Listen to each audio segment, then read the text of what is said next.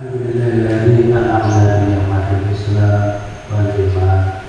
Nusalli wa nusallimu ala khairil anam sayyidina wa maulana Muhammadin wa ala alihi wa sahbihi wa sallim. Amma ba'd. Yang kami hormati Bapak Bergadas Haji Kapardi MPD selaku pengawas Dabin dan juga pembicara pada acara Infos Training, yaitu pembelajaran dan adresi pembelajaran abad 21, atau yang lebih intinya lagi yaitu adalah pembelajaran HOTS dan buku 1, 2, 3, 4. Nanti itu yang akan dimaparkan. Salawat dan salam semoga kita tetap limpahkan kepada junjungan Nabi Muhammad SAW. Mudah-mudahan kita semua selalu menjadi umatnya sampai yaumul kiamat. Allahumma amin.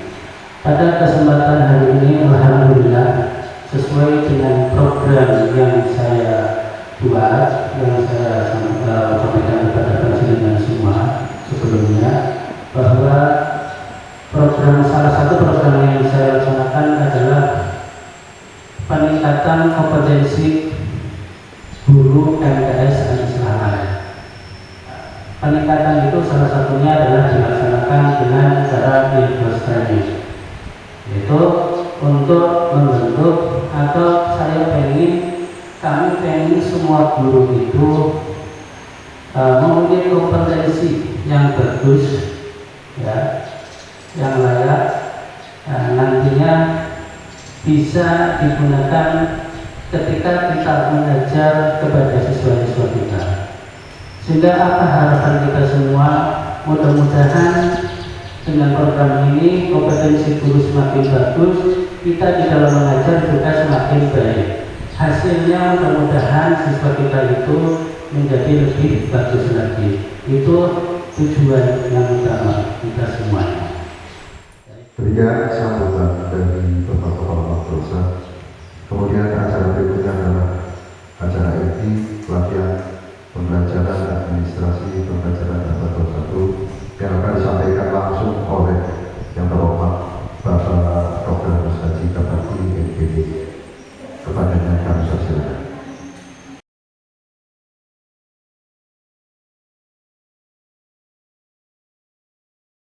Bapak Kepala Madrasah yang punya program Infos Training, dan insya Allah diajarkan pada hari ini, mudah-mudahan panjenengan bisa menerima apa yang disampaikan oleh Pak Kepala tentang pembelajaran dan administrasi yang mestinya menjadi pacul, menjadi alat pacul. Kalau orang tani kan harus alat pacul itu.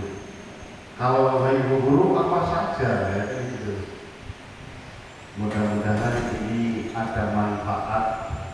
Yang mau tidak mau memang Bapak Ibu harus makan menu ini. Ya, mau nggak mau harus makan menu ini. Karena memang menu ini merupakan salah satu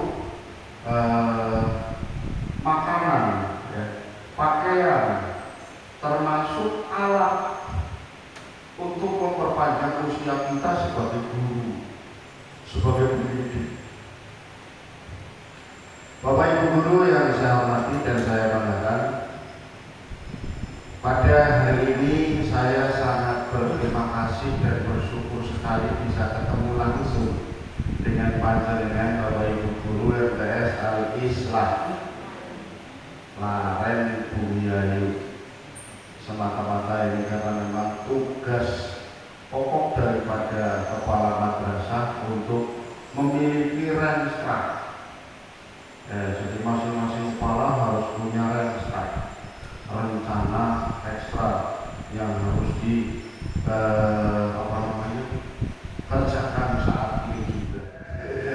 Iya.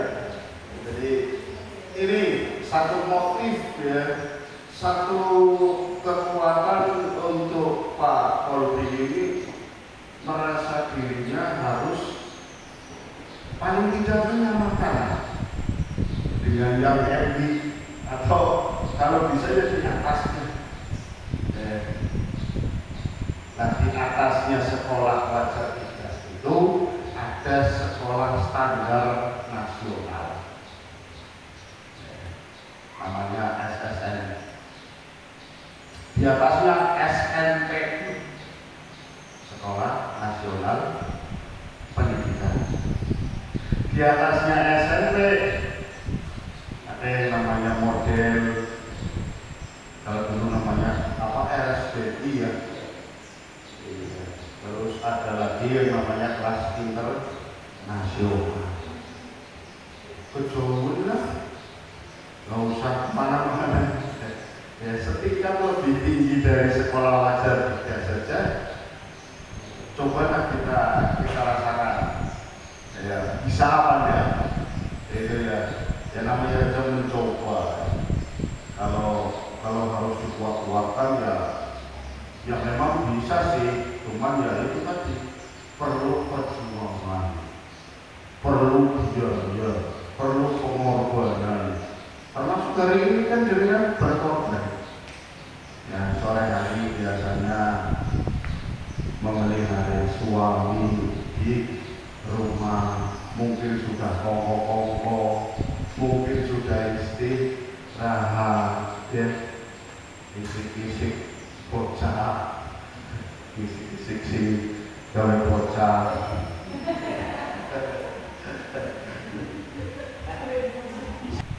Ya, sebagai guru, sebagai pendidik, bukan hanya sebagai penyampai transformasi ilmu pengetahuan. Kalau di barat itu ada transformation, ada guru, ada teacher. Kalau transformation itu di sini diterjemahkan sebagai tutor. Ya. Jadi tutor dengan manggil orang yang bisa menyampaikan, hanya menyampaikan, itu namanya tutor. Kalau di sini ya, mentransformasikan, memindah ilmu dari saya ke jaringan, itu namanya transformasi ya.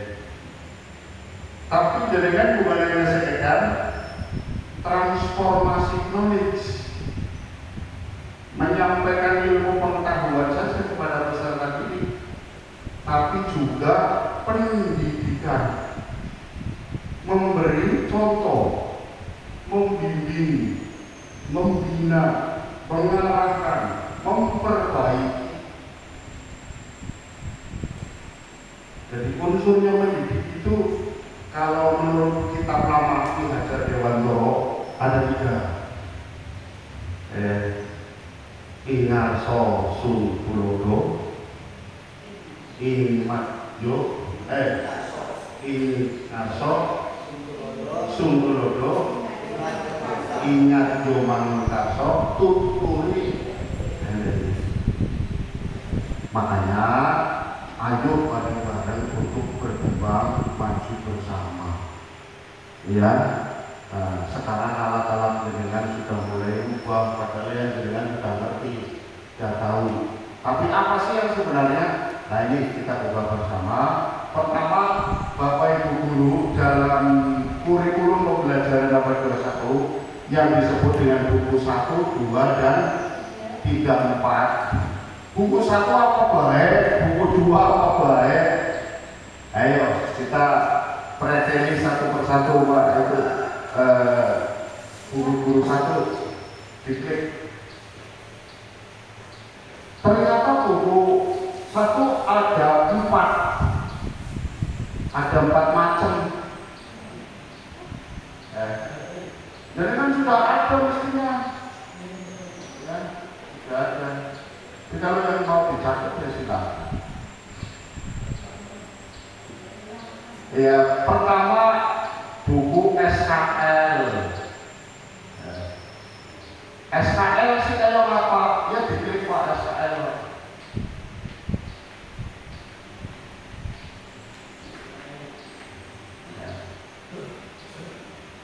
SKL itu close, standar kompetensi lulusan untuk MI, MTS, dan ANIA. Yang MTS-nya Pak,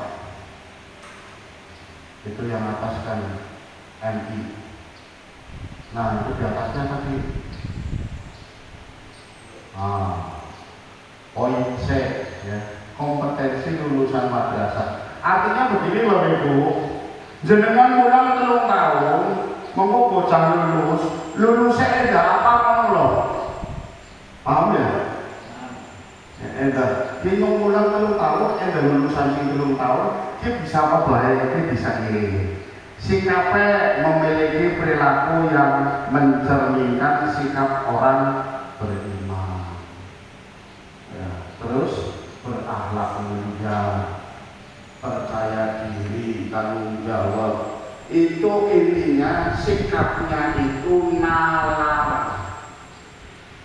Dengan ngerti nalar? Orang anak pelajaran budi pekerti. Masa sih jenengan enggak dulu zamannya sekolah pelajaran budi pekerti enggak ada. Unggah-ungguh, sopan-sopan. Ini zaman saya dulu ada guru mau lewat begini, permisi, mau lewat nyimpangi pakai sepeda motor, gurunya motornya macet, berhenti. Ada apa? Ada apa Bu? Kalau yang sekarang lihat gurunya lagi motornya macet, namanya korek. Dia korek apa? Pokok ngobong bisa. Sekarang banyak orang pintar tapi jarang orang yang nalar. Dan itu hasil penelitian dari 16 perguruan tinggi yang ada di Indonesia. Jadi pintar sih pintar, mencetak orang cerdas bisa, tapi mencetak orang yang nalar itu sulit. Gampangannya nyikak wong pinter gampang, tapi nyikak wong bener. Mulanya langkah perguruan tinggi lulusan dijamin bisa bener. Dulu mana perguruan tinggi mana yang bisa mencetak mahasiswanya bisa pintar dan bener? Belum. Kalau komplot di atas pinter banyak, tapi orang nakal. Ya, nyatanya orang-orang pinter yang di pusat, profesor, doktor di kafe. Bisa sampai pintar lebih, ya nalar. Utama kafe malah lingganya go pesta. Ini tidak nalar itu. Jadi ciptakan kita siswa yang nalar, yang benar.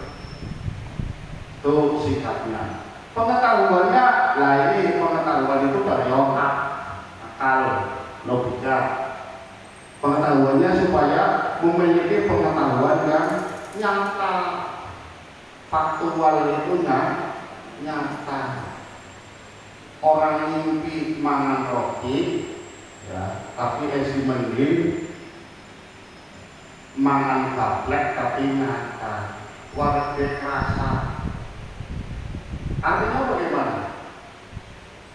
Jenengan menciptakan anak bukan sekedar anak pinter nilainya 8, tapi dibuat-buat, nyontek koni, kisi-kisi disebar, anak soal dibahas. Kita ini guru pendidik jangan seperti lebih, ya, soal di dalam kubur dibocorkan.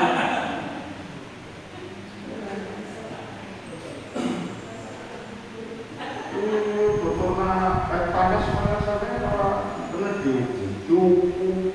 Tapi Ustaz ya orang bocornya soal dalam kubur. Jawabannya malah juga kena. Ya, bukan itu.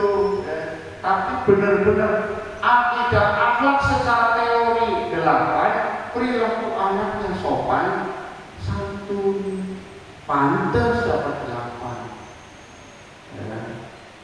Makanya tadi saya bilang ke BP, ada anak yang knowledge pengetahuannya tinggi, tapi setelah dilihat di BP, anak itu banyak pelanggaran, bolos, berangkat dan pulang loncat jendela, kan berarti pelanggaran dulu. Lah anak pelanggaran dulu masa nilai akidah fikihnya 8-9, kan nggak nyetel antara pengetahuan dengan kenyataan. Itu Pak. Jadi berilah nilai yang faktual, yang nyata. Oh, anak ini memang pintar, akhlaknya juga bagus, wajar, pantas lah kalau dikasih nilai 8. Tapi kalau anaknya memang pintar, nyelongcong, ya, kalau bune wali, masa mau dikasih 8? Nah ini, berilah penilaian pengetahuan secara faktual, bukan hanya faktual, kontekstual. Siapa kontekstual? Kontekstual itu kenyataan yang terjadi sesuai dengan kenyataan. Jadi sesuatu yang terjadi sesuai dengan kenyataan, sikon. Contoh, Al-Quran turun kepada Nabi Muhammad melalui malaikat Jibril secara berangsur-angsur dan kontekstual. Apa artinya kontekstual? Itu kan sesuai dengan kenyataan situasi yang saat itu terjadi. Ya. Nabi sedang mengalami apa? Turun ayat. Ya. Tidak turun ayat dulu baru kejadian. Tidak. Ya. Nabi sedang mengalami apa? Ayat turun. Atau sahabat Nabi bertanya secara manusiawi, Nabi nggak bisa jawab. Jibril turun ayat. Makanya Al-Quran itu berangsur-angsur karena sesuai dengan kejadian. Sebelum ada kejadian, ayat itu nggak turun. Ya. Nggak turun. Makanya Al-Quran sangat kontekstual. Ya. Dan itu diakui oleh Dewan Gereja bahwa Al-Quran itu memang bukan hanya pedoman, petunjuk, juga sebagai prinsip hidup, tuntunannya wong murid. Tuh, DGI yang ngomong orang Kristen, Dewan Gereja bukan orang Islam sendiri yang ngomong. Pengakuan dari beda agama saja begitu. Nah kita yang menggeluti Al-Quran malah membelakangkan Al-Quran, mengedepankan materi. Saya lupa.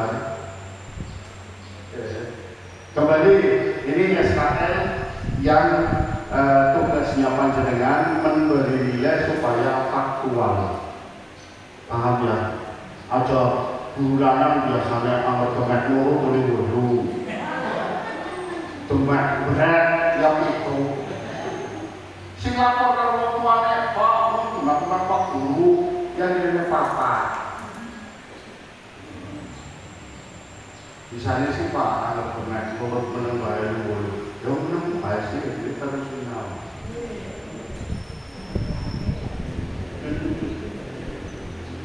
Ada guru sini dia gue, ya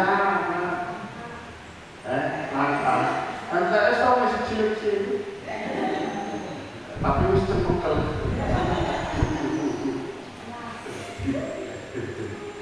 Oke, yang jelas paham ya, memberi nilai secara faktual.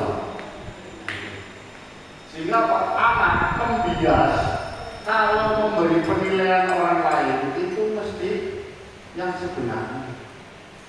Pak Bukhari enak dari mulang. Ini sih yang ngantuk berapa yang paling sedang guru kayak cerita bahasa Indonesia ya Allah yang berlintas sampai nangis sih bisanya yang ngantuk beri jatuh berhasil kepentok porsi dan ini nangis nangisnya itu karena minum cerita berhasil kepentok bangku ya. Terus mas naik. Nah ini skill keterampilan supaya anak ini lulusannya itu terampil di dalam berpikir dan tindakan. Jadi bisa nyong panyolong gedang duduk gedang nyong kan mikir langsung takut orang takut main tengah ya benar juga sih. Jadi anak supaya pikiran dan tindakannya ini efektif, kreatif, lokomotif. Lokomotif itu penggerak, motorik.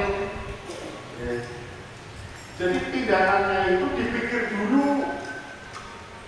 Aja mikirnya mau kadang wis melaku wis nyolong mikir wah ini dari siapa ya ya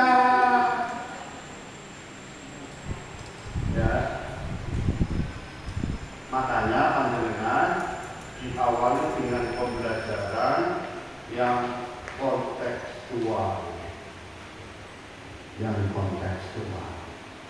siapa? Ya sih sebenarnya mulang aja mulang dikurangi, mulang ditambahi, mulang dimodifikasi sifatnya malah duduk kekinian malah kekolongan ini setuju jamaahnya lah. Contohnya begini dengan kalau masih mengajar manual yang kekolongan itu contohnya begini fikih misalnya itu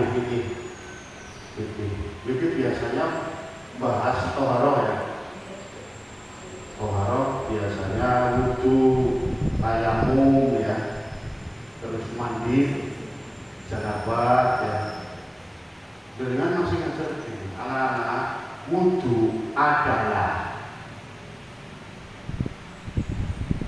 mandi janabah adalah itu sudah bersama. Nah, nanti akan diperdalam pada masa kita bahas tentang apa namanya pembelajaran pembelajaran. Jadi pembelajaran lama-lama ini sudah harus disingkirkan loh itu. Jadi kan mulai hari ini merubah mindset, merubah pikiran yang lama dengan pikiran yang sekarang. Tadi ya, buku 1 yang ketiga itu silabus. Nah, silabus ya. Setelah silabus RPP. Jadi bikin RPP itu harus melihat silabus. Karena RPP itu pengembangan dari silabus atau materi esensi pada kurikulum darurat.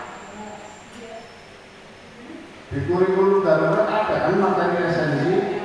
Nah itu yang ada di RPP. Nah kalau guru nggak bikin RPP, ya sama sih ngajarnya RPP juga, rada loma.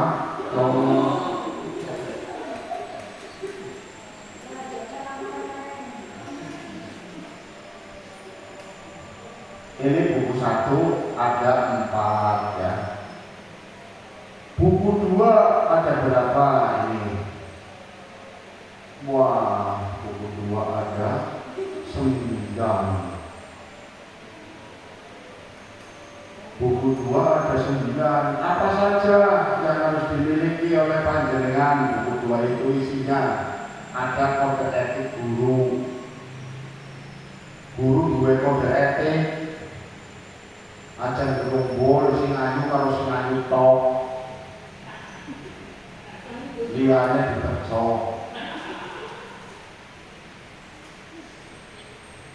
Guru pon. Ada kode etik, kalau ngomong yang sopan, ya beradab, jangan menghina. Terus ada buku ikrar guru, ya. Ikrar guru. Terus ada tata tertib guru, wong murid bela. Tulisan tata tertib murid kok,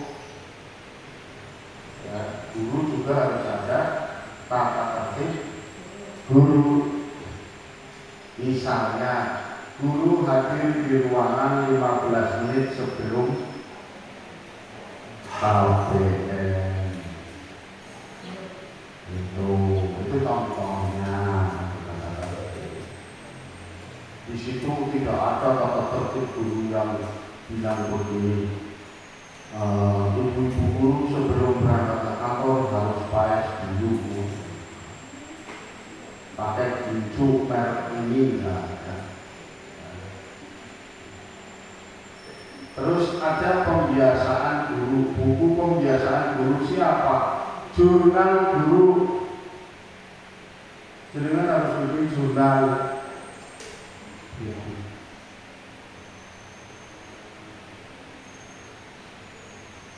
Wong kelas biar jurnal, ya. Jurnal kelas. Setiap jenengan masuk kelas, itu kan mesti ngisi buku jurnal kelas. Jenengan ngajar apa, materinya apa, jam berapa, kan tulis di situ. Kamu tahu mana dong? Iya, itu tuh buku satu. Kebiasaan guru. Kaltik sudah ada. Alokasi waktu sudah ada. Ya, dengan tinggal ngopi. Protes setiap mapel ada. Dengan tinggal mempelajari, membaca. Terus buku agenda. Oh, guru harus punya buku agenda. Iya dong.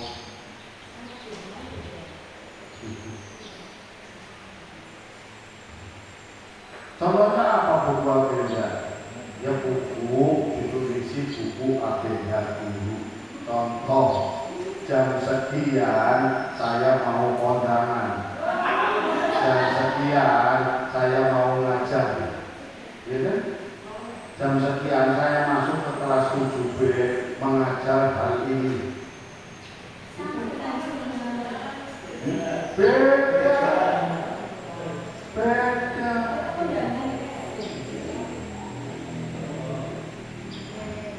Agenda itu lebih leluasa, lebih lengkap. Tapi kalau jurnal hanya yang bersifat formal, dengan sesuai dengan jam kerja dan tupoksi. Ya, yang nantinya masuk ke LCKH itu jurnal LCKH, laporan capaian kinerja, ya, itu jurnal. Tapi kalau agenda itu nggak masuk jurnal. Sebab kalau agenda masuk jurnal, repot orang oleh malahan kondangan orang oleh layan orang oleh.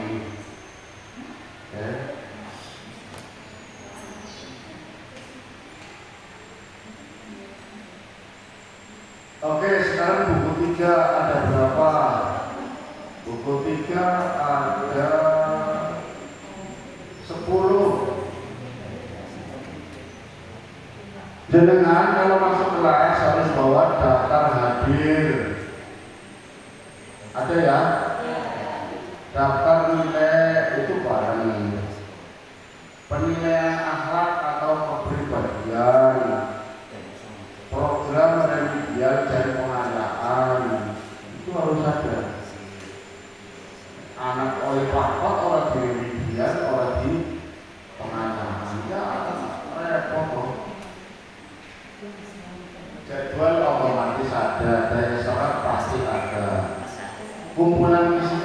sudah dibuat. Nah, kumpulan soal ini jangan bertumpu pada LKS. Ya. Dibuat sendiri walaupun waktunya lama dan agak sulit, tapi dilatih.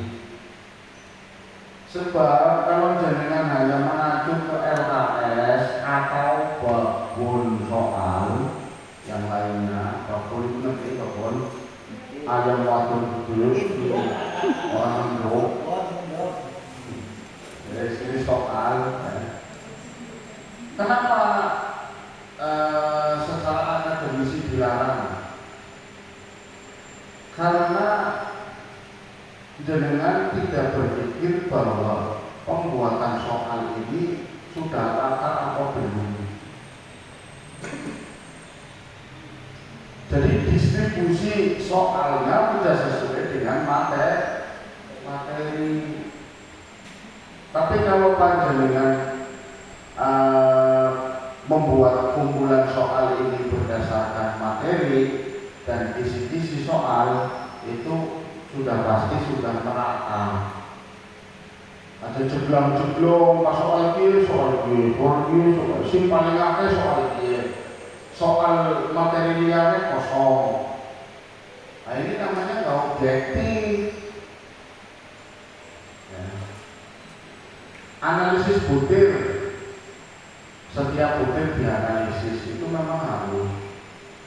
Soal ini berarti setelah dilakukan terlalu sulit buat murid misalnya. Tapi bahasanya harus diganti.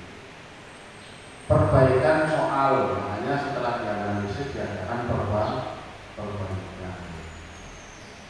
Apa soalnya tidak bisa dipahami oleh anak, apa soalnya terlalu sulit, itu tergantung daripada pemahaman. Makanya pahami bahasa soal. Jadi kan pernah menjawab pertanyaan di sebuah buku atau koran atau kuis, pernah ya? Ya sering barangkali yang isi TTS. Kok ada yang salah, ada yang benar? Iya. Lah kenapa ada yang salah? Apakah pemahaman saya terhadap permintaan soal enggak? Ya? Atau bagaimana? Mesti harus ada perbaikan soal. Oh ini berarti anak nggak bisa, bukan karena nggak pinter, karena bingung. Oh bisa jadi. Jadi yang dikatakan guru mungkin soal pas belum mudah, tapi bagi siswa sulit. Karena memang bahasanya itu sulit dipahami. Makanya Bapak Ibu ke depan harus bisa bikin soal yang bisa mudah dipahami. Itu sehingga gampang. Mulanya lebih langsung. Jadi dimulai ada jawabannya lewat kalau ini.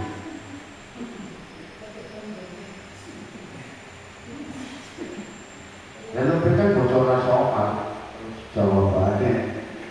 Nah ini kan karena repot.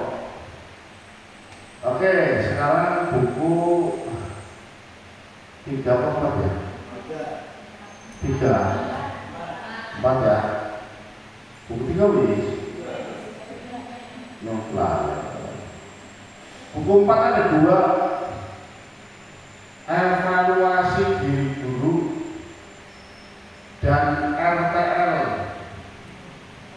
Di sini tertulis program tindak lanjut. Nah, kalau saya biasa ngomong RTL, rencana tindak lanjut.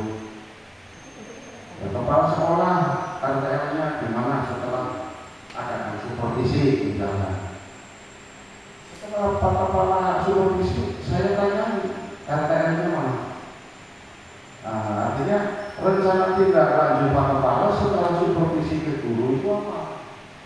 Apa guru ini dibinasakan? Apa guru ini harus banyak mengikuti workshop? Atau apa guru ini harus di sekolahkan lagi ya. Itu dari sumber visinya dari Anda tidak maju. Dari buku 1 sampai buku 4 ini panjenengan mau tidak mau harus kuat, harus bikin dan harus berkembang. Cara berkembangnya atau mengembangkan buku 1, 2, dan 3 Bapak Ibu gampang. Pada RPP atau kisi-kisi atau materi ya, esensi materi ditambah 1 saja. Misal ada 4 indikator ya, ditambah 1 berarti kan 5. Jadi kan tambah 1 saja dari 4 indikator. Kayak mapel ini tadi kan ada wudu, ada tayamum, ada mandi janabah, ada macam-macam alat untuk wudu ya. Ditambah 1 saja, memperagakan tayamum ya, praktekkan wudu, berarti kan nambah 1. Nah jadi kan mapelnya apa? Kalau tadi bahasa Arab ya, mempraktekkan dengan bahasanya listen apa?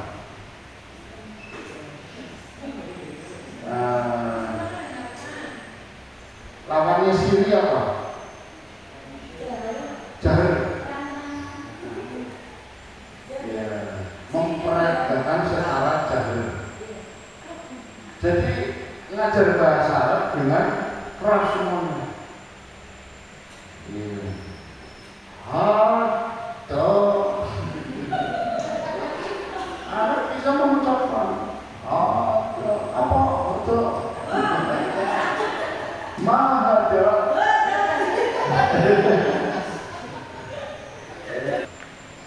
jadi hot itu berarti dengan mikir orang mung kemutan tok kayak orang muda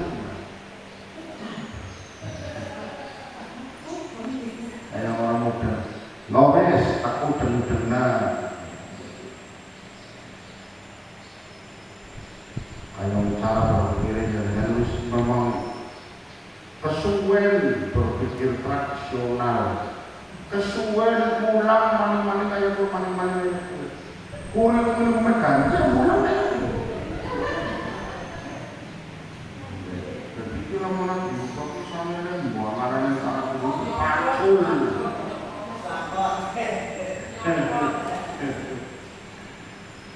Biasanya jenengan ngajar hanya mengetahui atau pengetahuan, yaitu mengingat-ingat tok. Di dalam pembelajaran kod yang perlu panjenengan semua pahami adalah analisis, sintesis, dan reaction. Ini. Nah, kemudian bahasa ini nanti akan dikembangkan. Insya Allah nanti Pak Haji Kalawati setelah ini saya tetap akan mengadakan pertemuan dengan seluruh dewan guru untuk lebih lanjut dan lebih intens. Kemudian kita nanti aplikasikan di sistem pembelajaran atau di RPP sehingga nanti jenengan semua bisa memahami sebenarnya apa. Jadi mungkin ada yang berubah, tapi ada sedikit